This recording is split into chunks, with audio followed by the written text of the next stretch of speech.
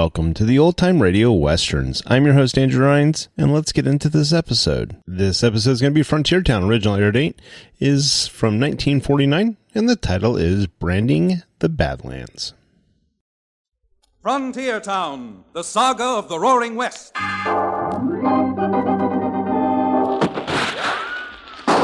Frontier Town. El Paso, Cheyenne, Calgary, Tombstone. Frontier Town.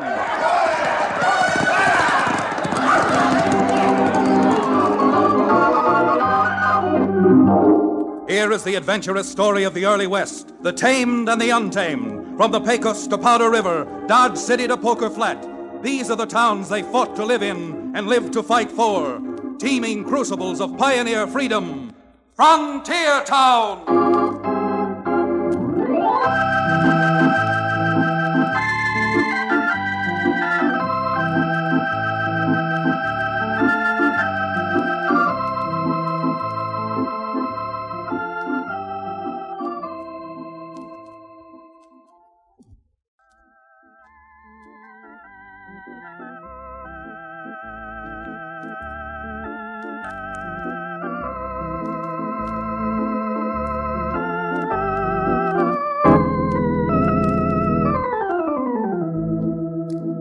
Howdy. Chad Remington's the name. Chad Remington from Dos Rios in the Rocky Mountain country, where I'm sort of, well, I guess you'd call me a frontier town lawyer. Strange things happen out on the frontier, and as a result, strange things happen to me. Mighty strange things. But the frontier being what it is, always changing and always moving, and with the people who drift into it and across it, we've got just about as much law as the law allows. To show you what I mean, let's take what seemed to be a pretty cut and dried case that was brought to me just a matter of a few weeks ago. And I guess the best way to tell you about it is to tell you what happened, or what I suppose happened before they sent for me. Now, it all took place in the town of Rock Springs, about 40, 50 miles from Dos Rios, and concerned a cattle rancher by the name of Oliver Baldwin and his daughter Dixie. By criminy, Dixie, you're just wasting your breath arguing with me. I know what I'm doing. And I'm a-telling you that I'm going down to Delahanty's store and tell him off proper. But, Daddy, maybe you did make a mistake when you wrote that deed out for him. Maybe you just thought you wrote it out for 300 acres. You might have put an extra zero on it without realizing it. The only mistake I made was in dealing with that unprincipled, no-good varmint in the first place.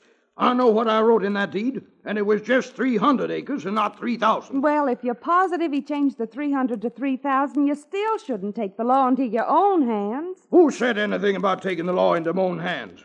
I'm just going down to Delahanty's store and give him 24 hours to change that deed back to 300 acres or suffer the consequences. And while I'm in town, I'm sending a telegram over to Dos Rios to that lawyer over there, Chad Remington. Well, that's a relief. Because if Delahanty's going to try any crooked stuff on me, I'm a-getting a lawyer and throwing him and his whole kit and caboodle right smack into jail.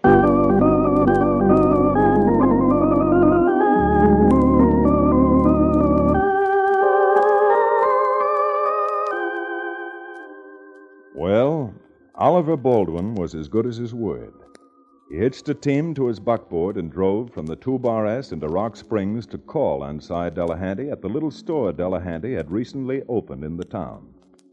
And while he was on the trail to Rock Springs, Oliver Baldwin was the subject of a conversation Delahanty was having with his assistant, Prod Stevens. Look, Mr. Delahanty, I know I work for you, but you ain't been in Rock Springs long enough to know about these things. And I'm telling you, Oliver Baldwin is a regular catamount when he gets riled. You don't say so, Prod. The old gentleman looks so gentle. You think butter wouldn't melt in his mouth? Talk about the devil. Here comes Baldwin now. Let me handle him. Morning, Oliver. Don't you go Oliver and me, Delahanty. No, don't tell me just because you made a perfectly understandable mistake in filling out my deed that you're going to hold it against me. Delahanty, I know you ain't been out west long enough to understand us, folks, but them smooth city ways yours don't go out here. We got our own way of handling crooks. Prod, I think you better show the gentleman to the door. And don't be too polite about it. Yeah, all right. Come on, You Mr. Baldwin. lay a hand Come on me now. and I'll You show- numbskull, let that gun alone. Let go of that gun or I'll... Mr. Baldwin, you pulled a gun, acted like a complete nitwit, and ruined a $200 mirror. Now get out before I lose my temper completely. If that gunslinger of yours didn't have my 45, I'd show you. But I'm a-getting a lawyer down here, Delahanty, and when he comes, you'll be lucky if you just end up in jail.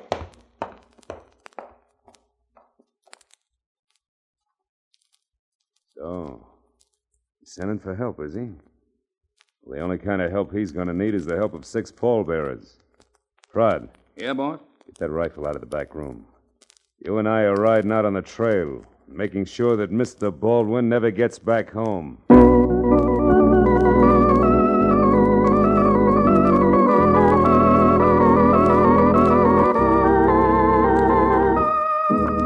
Well, Oliver Baldwin stopped long enough in Rock Springs before heading home to send me a telegram. So, enlisting the company and assistance of Cherokee O'Bannon, the ex-medicine man who now owns the Dos Rios livery stable, we lost no time in setting out for Rock Springs and plowing up the dust to the 2-Bar S ranch house. This is quite an establishment Mr. Baldwin has over here, Chad. Yep, and from all appearances, Oliver Baldwin seems to be one of the few really prosperous ranchers. You suppose he might be able to pay you a sizable fee, Counselor? What do you call a sizable fee? $10 for me and 10 quarts of whiskey for you? Oh, sizable fee should be $20. Oh, quarts. Yes. Oh, I'm Chad Remington, and this is Mr. O'Bannon. Is Mr. Baldwin home? Come in, won't you? I'm Dixie Baldwin. My father was dry gulched last night. He was... Dry gulch. Who was the unprincipled culprit who dared to... Hold it, Cherokee. This is no time to ask questions. If Miss Dixie feels like talking, she'll tell us all that's necessary to know. Oh, what is it to tell you? I knew before my father left for town that he'd never come back. Why do you say that? Because he went in to see Cy Delahanty with blood in his eye. Cy Delahanty. Who's he? Double-crossing, sheep-stealing Jasper who just opened a store in town. Oh, I know I can't prove it, but I'm positive that Delahanty did it. Why do you say that, miss? Had he threatened your father? I don't know. But Daddy threatened him plenty. You see, Delahanty moved to Rock Springs from Springfield a few months ago. He opened a store and then started looking around for some ranch land he could buy. Well, that explains part of your father's telegram about a forged deed. He sold Delahanty 300 acres. When the deed was filed, it read 3,000. I see. But you said your father was dry gulched. And if he went into Delahanty's store to threaten him, he... Of course. You didn't think Delahanty would do what he did in his own store, do you? With that kind, they just wait. Shall I open the door for you, Miss Dixie? Well, yes, if you... Well, I recognize his rig outside. That must be Delahanty at the door now. Now, wait a minute, Miss Dixie. I think Cherokee and I had better go into the kitchen while he's here.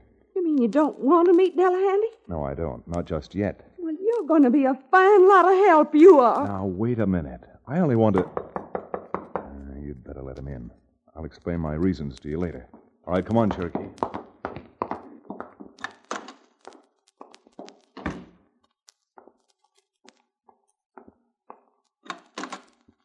Good afternoon, Miss Baldwin. May I come in?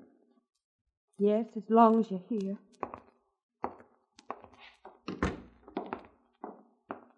I heard about your father. Not really.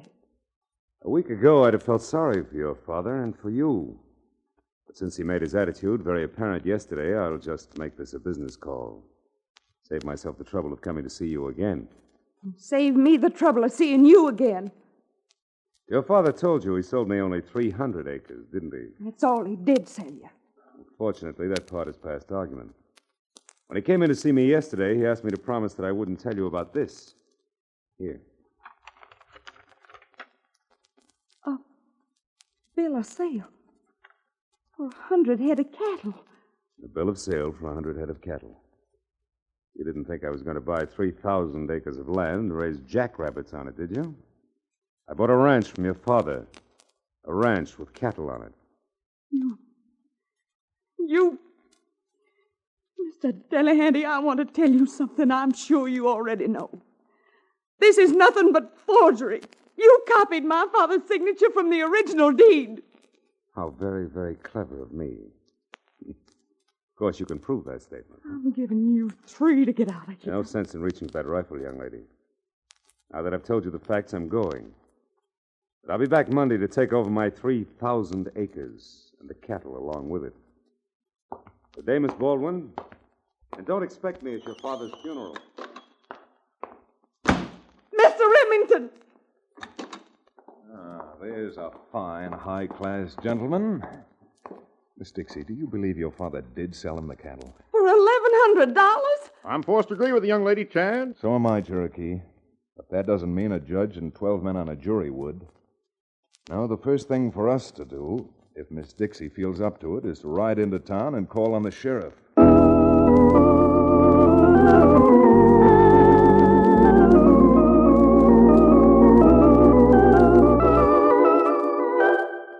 Sheriff, you can't really mean that. Allow that I do, Miss Dixie. Guessing's one thing, proving's another. And how are you going to prove a thing like forgery when even you admit you couldn't tell if it's your father's signature or not? Well, if either of you think I'm going to be robbed of my ranch and my stock, you've certainly got another thing coming. Miss Dixie, the law is the law. Isn't that consoling? If that is the law, then maybe I'd better make a few laws of my own. Now, Dixie, you're not going to get any place acting this way. And as far as you're concerned, Mr. Remington, remember, I didn't ask you to come down here. And if my father had known as much about you as I do now, I don't think he would have either.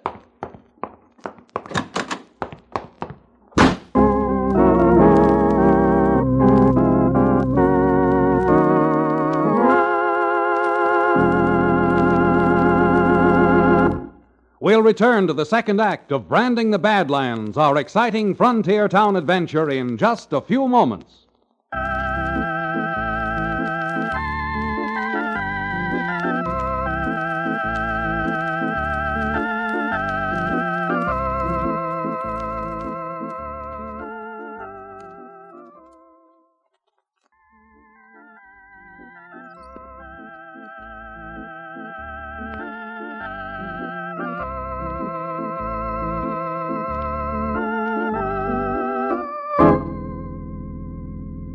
And now, Frontier Town.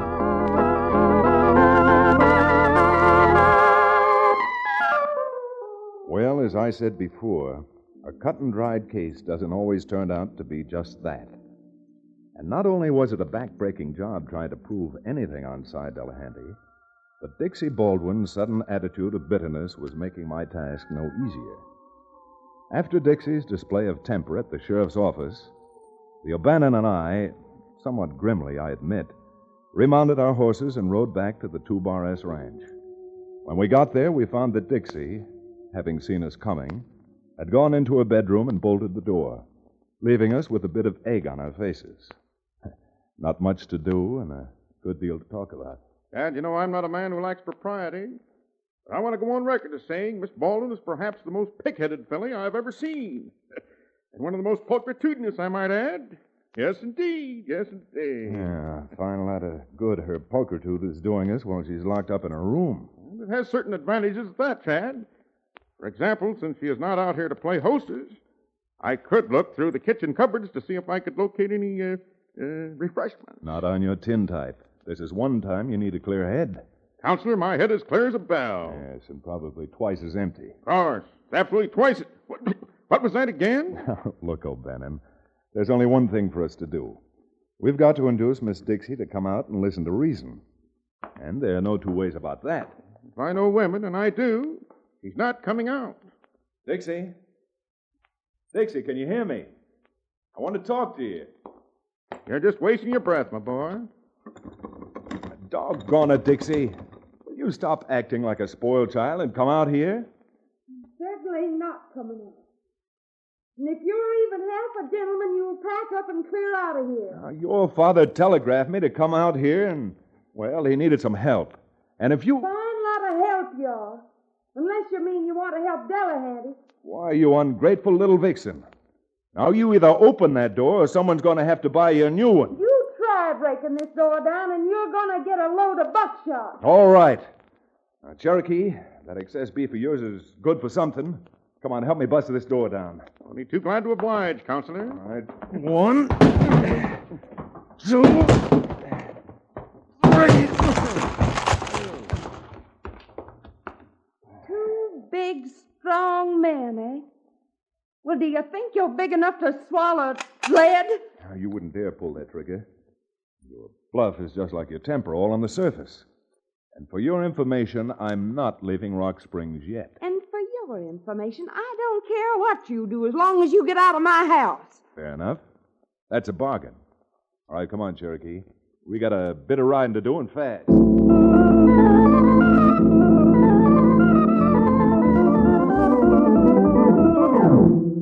We did have a bit of riding to do.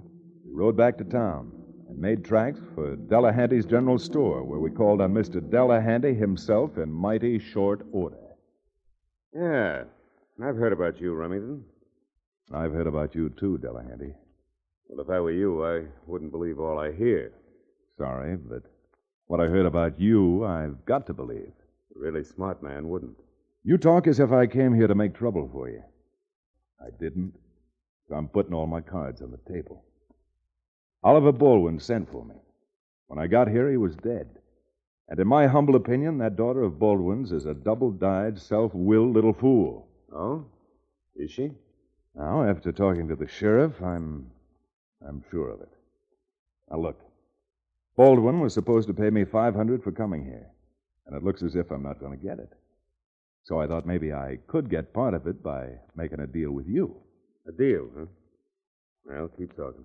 Well, the sheriff says there's no question in his mind that you bought and paid for 100 head of 2 Barres cattle.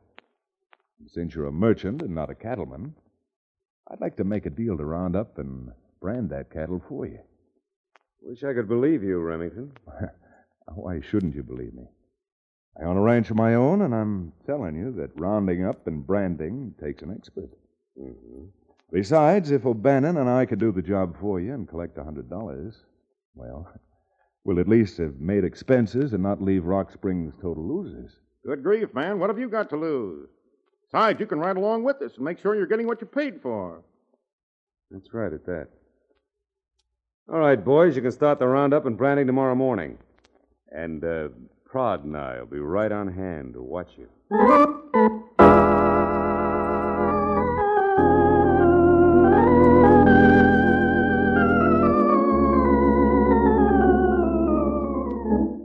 Dixie, won't you even give me a chance to explain? Don't you think you've explained enough? You're going to do exactly what my father wanted you down here for. To help Delahanty take possession of 3,000 acres and 100 head of cattle he never paid for. But, my dear lady, Chad's got a good reason for doing it. If he'd only stop to think of the time of the year it is, you'd get some ideas why If you'd only stop trying to alibi yourselves, maybe we'd all be a lot happier. Let me tell you both this much. I'm going to pay you back someday and show the world what a pair of double-dealing, low-down, backbiting snakes you two really are. Since that's all I have to say to you, you can get out of here now and not show your faces again till it's time for your roundup.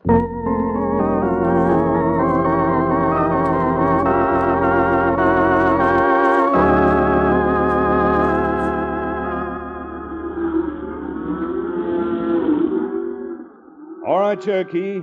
Dab a loop on that yearling and haul it over here to the fire. We're all ready to brand. Right you are, Chad.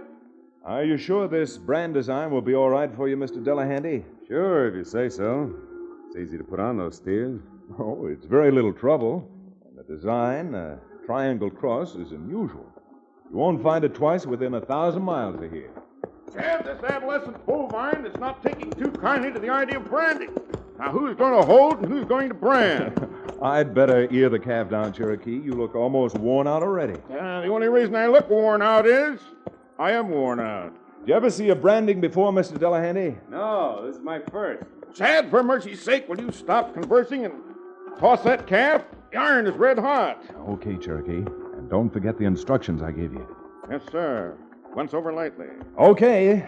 All right, here we go.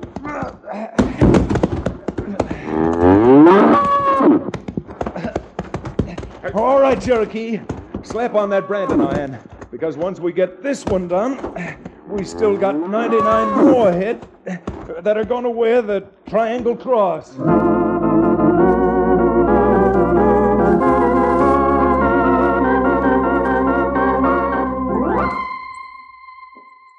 Now, believe me, it was mighty tough work branding 100 steers, but well worth the money Delahanty was supposed to pay us. It was late and dark by the time we'd finished, so we arranged to have Delahanty come back the next morning to cut out his cattle and drive them over to his own acres. But just before Delahanty was due, Cherokee and I paid another call on Dixie Baldwin. Are you crazy? Why should I go out to the corral while you gloat over delivering 100 head of stolen cattle to Delahanty? Now, look, young lady, you're coming out to witness the delivery whether you want to or not. So make up your mind to that. Who do you think you're talking to that way? I know who I'm talking to. Miss Dixie Baldwin. And she's going out to make sure that Delahanty gets only the cattle wearing his own brand. You can talk all you want to. I'm not going out to the corral. Now, the heck you're not, young lady. Cherokee, grab her shoulders. Delighted, my boy. Now, we're carrying Miss Baldwin to the corral ourselves. Here goes. Put me down. No, you stop that. You put me down. No, you leave me alone.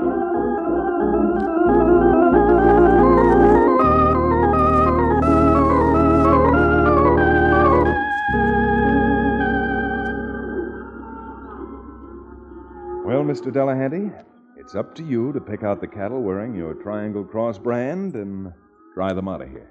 Huh? Triangle Cross brand? That's your brand, you know. Why not one of these cattle are wearing a Triangle Cross? But they're the same cattle you saw Chad and I brand for you yesterday. What are you talking about? Not your cattle. These have got to be your cattle. You left that so-called assistant of yours here to watch them overnight, didn't you? We're not magicians, Mr. Delahanty. I don't know what's going on. There must be some mistake. Mistake? Oh, there can't possibly be. And what's more, you yourself gave Miss Baldwin a receipt for the 100 head of cattle right after the branding. Yeah, but these aren't my cattle. Well, I must admit the 100 head penned up in here are wearing the 2-Bar S brand. Maybe you moved your cattle during the night while we weren't around. You think I'm crazy or something? I'm sure I don't know. But since you admit these aren't your cattle here, well, you might just as well be on your way. Why, you... Remington, I don't know how you did it, but you tricked me. I did? And let me tell you this much. You're not going to get away with it. But maybe I have gotten away with it, Delahanty. It seems to me that you've already signed a receipt for the delivery of your so-called cattle. Yeah? I'm taking the cattle in this corral anyhow. Pry! Yeah, boss? Start driving that 100 head out of here. My good man, do you intimate that you're going to rustle Miss Baldwin's cattle? I mean that you're both a couple of thieves. And I'm taking what's rightly mine. Delahanty, you just made a couple of mistakes. The first mistake was calling me a thief. And the second was... Chad, look out! Go get him, Counselor! Try to steal cattle, will you?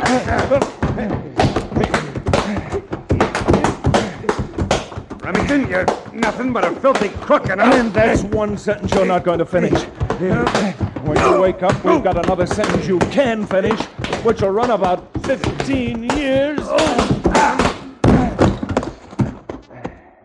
All right, Sheriff, you can come out of those bushes now. All right, come on, Sheriff. You saw Delahanty try to take 100 head of cattle that weren't wearing his brand. And I know that you know exactly what to do with cattle rustlers.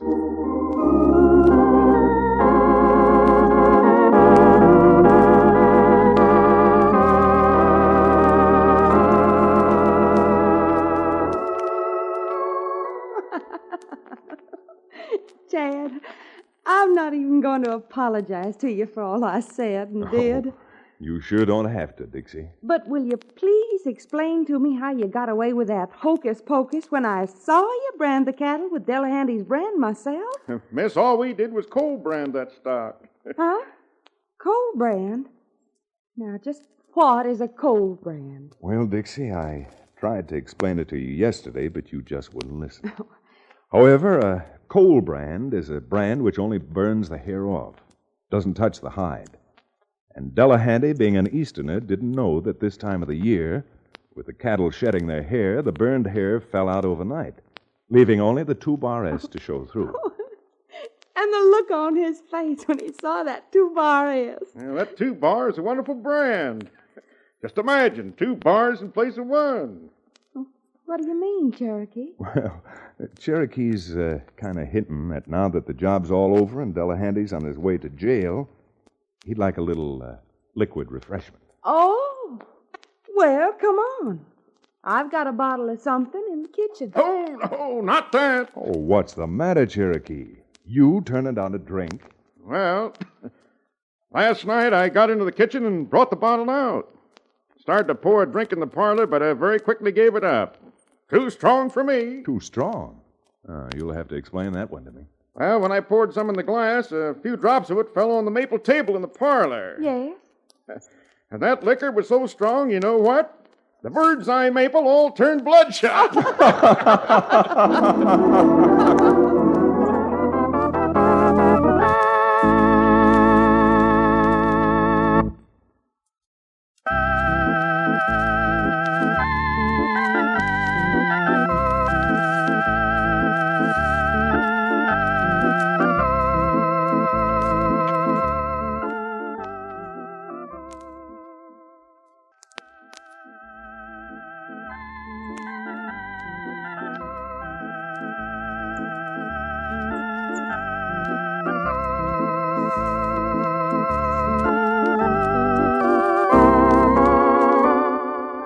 Frontier Town, starring Reed Hadley and featuring Wade Crosby, is a Bruce Ells production. Story and direction by Paul Franklin. Music written and played by Ivan Ditmars. Be sure to be with us again same time next week for another fine action-adventure story with your favorite young Western star, Reed Hadley. And now this is Bill Foreman to tell you that Frontier Town comes to you from Hollywood.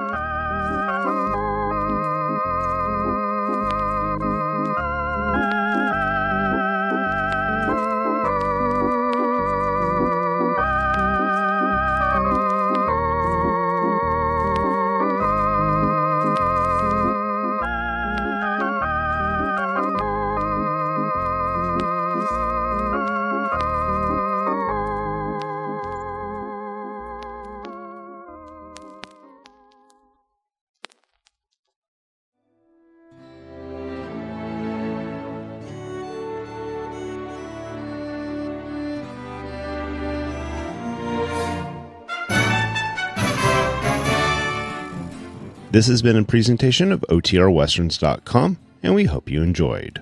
Please take some time to like and rate our shows in your favorite podcast application. Follow us on Facebook by going to OTRWesterns.com/Facebook. Subscribe to our YouTube channel by going to OTRWesterns.com/YouTube. And send us an email, podcast@OTRWesterns.com. You can call and leave us a voicemail, 707-986-8739. This episode is copyright under the Attribution Non-Commercial Share-alike copyright. For more information, go to OTRWesterns.com/copyright. Have a great day, and thanks for listening.